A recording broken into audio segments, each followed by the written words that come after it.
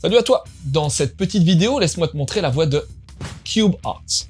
Initialement prévu le 6 mai dernier, puis repoussé à cause du confinement, le manga Cube Arts vient finalement enrichir le catalogue des éditions Doki Doki fin août 2020.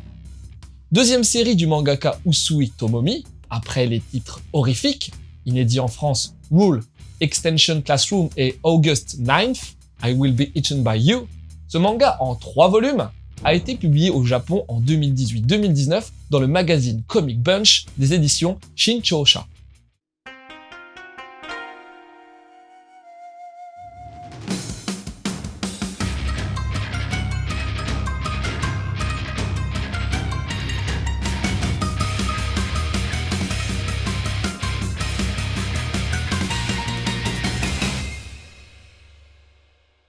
Avec ses 3 amis, Shige, un rondouillard malin et un peu pervers, Itsuki, un peu un leader au physique costaud, et Yu, d'un naturel plus solitaire et méfiant, Takuto, lycéen en classe de seconde, forment une équipe de bêta-testeurs pour des jeux vidéo, domaine qu'il adore.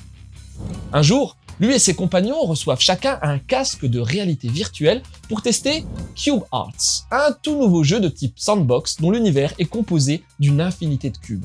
Ensemble, les 4 garçons font leur premier pas avec entrain dans ce jeu pleinement immersif. Mais leur engouement risque de très vite trouver ses limites dès lors qu'un bug les contraint à rester enfermés dans ce jeu jusqu'à ce que la maintenance soit finie. Et étant donné que quelques heures in-game équivalent à quelques minutes dans la réalité, la maintenance prévue pour durer 8 heures va les obliger à rester prisonniers pendant au moins 6 mois. Ça, c'est du confinement. Et si ce n'était que là le seul problème, ça irait encore car Cube Arts se révélera être un jeu beaucoup plus dangereux que prévu, où la mort semble on ne peut plus réelle.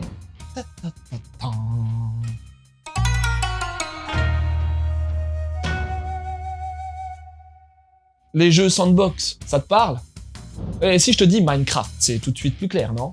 Il s'agit effectivement du terme anglais pour désigner les jeux de type bac à sable, laissant aux joueurs toute la liberté qu'ils veulent pour construire des bases, chercher des matériaux plus ou moins précieux, chasser, forger des armes ou même se battre contre des monstres ou d'autres joueurs.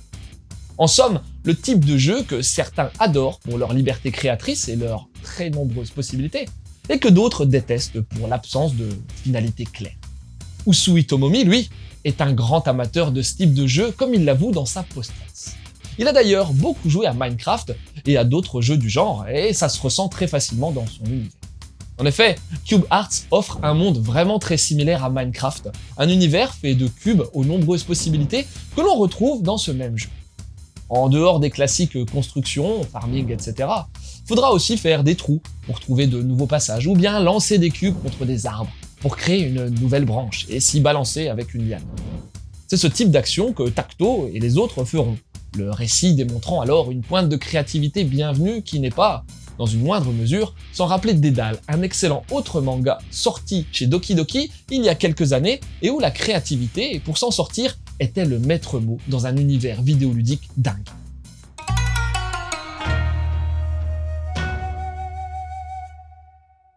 En somme, on sent facilement que le mangaka se fait plaisir dans cet univers aux multiples possibilités, chose qu'il retranscrit efficacement dans ses visuels à base de choses toutes cubiques. Les décors extérieurs comme intérieurs sont bien présents et clairs, les quelques monstres vus pour le moment bénéficient d'un design soigné, lui aussi est tout carré. Et pourtant, ne te fie pas à la beauté de ce monde, ou à ces créatures dont l'allure ne semble pas toujours effrayante, car la réalité dans Cube Arts est tout autre. Et nos héros le constateront d'ailleurs très vite avec une mort aussi soudaine que brutale et sanglante.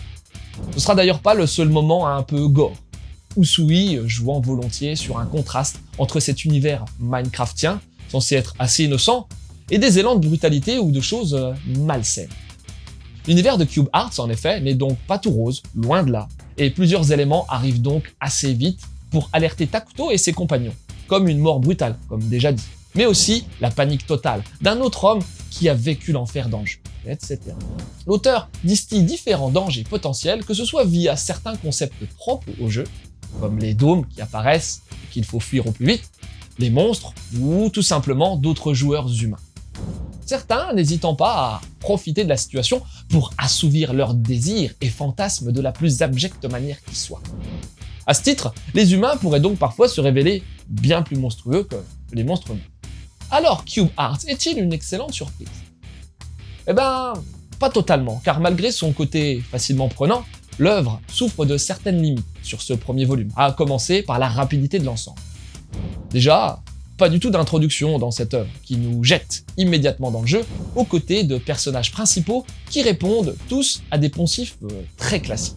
Entre le héros sans peur, fonceur et créatif, le rondouillard gentiment pervers et pas très sportif, le solitaire méfiant, ou plus tard, la jolie fille expérimentée mais au passé trouble. Bref, des caricatures qui ne sont malheureusement jamais développées à un minimum, du moins pour l'instant, et qui ne servent donc qu'à nous faire parcourir l'univers sans qu'on s'attache vraiment à eux. La rapidité du récit fait également que, malgré les bonnes idées du mangaka voulant exploiter comme il se doit son univers, tout reste un peu en surface. Et l'œuvre étant vouée à s'achever en 3 tomes, on devine que ce côté rapide et un peu lisse perdurera sûrement jusqu'à la fin. Au bout du compte, Cube Arts a donc certaines limites sur ce premier volume, mais offre avant tout un petit divertissement appliqué et assez prenant, où l'on sent bien l'attrait de l'auteur pour ce genre d'univers vidéoludique. Alors, si t'es à la recherche d'un manga type Minecraftien, cherche pas plus longtemps, t'as ici le prétendant tout désigné. Mais même si, comme moi, tu te contrefiches royalement des jeux vidéo de ce genre, l'œuvre a également de quoi divertir, le mangaka équilibrant assez bien les choses pour pouvoir toucher à un assez large public. Côté édition, on a du bon travail avec un papier épais permettant une excellente impression et des choix de police soignés. Mention spéciale à la traduction d'Arnaud Delage, celui-ci s'étant beaucoup appliqué dans l'aspect vidéoludique de l'œuvre, avec de nombreux termes typiques des jeux vidéo qui, heureusement, se voient également expliqués pour les néophytes via des astérisques. L'immersion est donc garantie.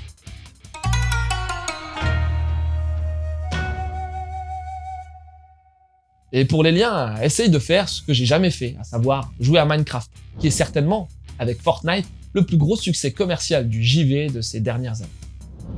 Ensuite, on en a déjà parlé, mais t'as Dédale. Et si tu veux savoir de quoi ça cause, n'hésite pas à mater le mangado en lien. Et pour terminer, sache également qu'un manga consacré à Minecraft existe bel et bien au Japon. Il s'agit de Minecraft Journey to the World's End, dispo dans le magazine Colo Colo Comic. Qui sait, il débarquera peut-être un jour en France. Voilà, c'était Lou, j'espère que cette petite chronique t'aura donné envie de lire Cube Arts. Je te laisse et continue de suivre la voie du manga.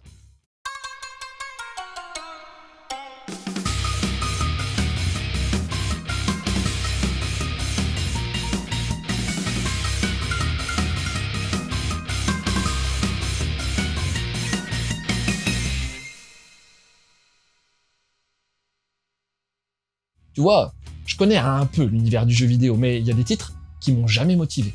Minecraft, Fortnite, les Sims. Bref, pas mal de titres non japonais en fait. Tu crois que je suis raciste vis-à-vis des pays en dehors du Japon? Ça voudrait dire que je suis raciste de moi-même alors?